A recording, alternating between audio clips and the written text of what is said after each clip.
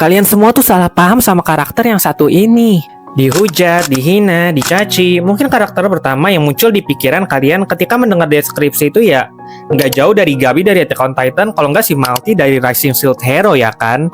Tapi di video kali ini, Mimin bakal bener-bener jelasin ke kalian karakter yang kalian semua itu salah pahamin selama ini. Karakter yang sama sekali nggak pantas untuk kalian hujat. Penasaran siapa karakter itu? Selamat datang di channel Jelasin Anime, di mana Mimin bakal jelasin hal seputar anime yang mungkin belum teman-teman ketahui.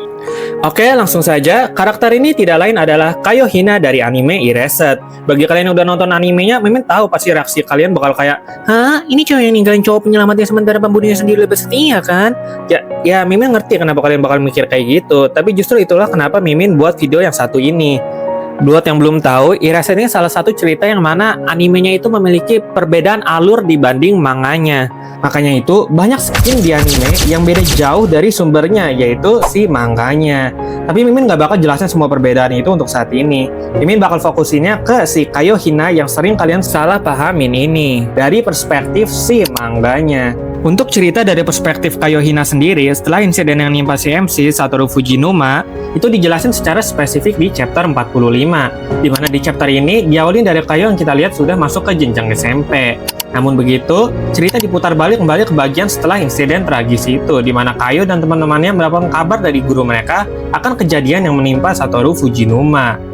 Selang beberapa waktu, Kaio mulai mengunjungi Satoru di rumah sakit. Di sana, dia bercerita tentang keseharian di sekolah serta membantu ibu Satoru merawat penyelamatnya itu. Waktu kembali berjalan setelah itu, dan sekarang saya sudah menginjak kursi SMP. Yang mana jika melihat alur cerita, berarti dia sudah mengunjungi Satoru tanpa henti selama 2 tahun.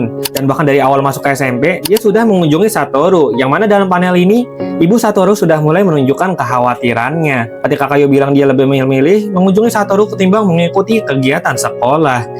Bahkan saking seringnya saya mengunjungi Satoru ini, teman-temannya tidak memberitahunya soal pengumpulan dana yang mereka lakukan untuk Satoru, agar tidak mengganggu Kaio. Dan di panel ini, kita kembali diperlihatkan Kaio yang meninggalkan rumah sakit setelah mengunjungi Satoru. Dan di bagian akhir panel, kayaknya yang tampak baru ingin memasuki rumah sakit itu melihat ke arahnya. Sebuah panel yang menjadi bagian penting di kedepannya nanti.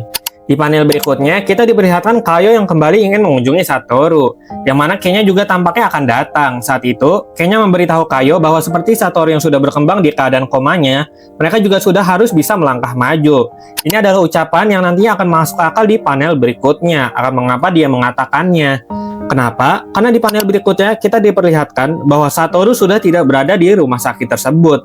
Saat Kaio sedang kaget, dia bertanya kepada Kenya yang sudah di belakangnya, apakah dia mengetahui akan hal ini.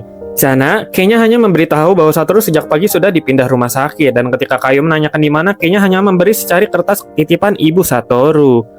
Surat itu berisikan pesan sebagai berikut.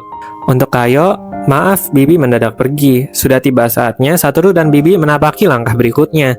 Kaio adalah cahaya yang menyinari hati gelap Bibi. Tindakanmu yang penuh dedikasi itu telah menunjukkan jalan bagi Bibi. Bibi sangat berterima kasih kepadamu. Dan disinilah bagian yang menjadi jawaban bagi kalian yang belum paham mengapa Kaio memilih jalannya di masa depan.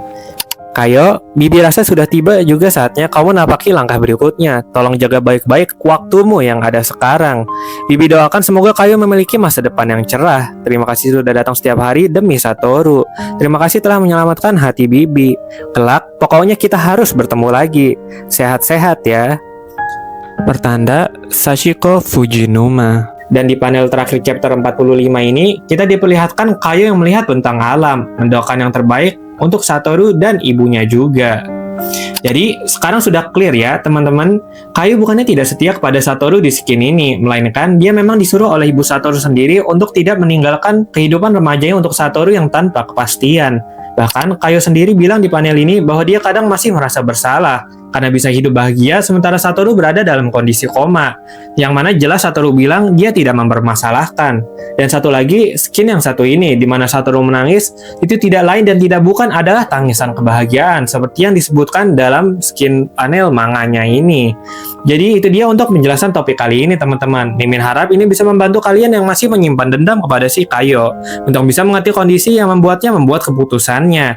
Jika kalian merasa video ini bermanfaat, Mimin harap kalian bisa mengklik tombol like dan subscribe di bawah. Dan sampai jumpa di video berikutnya.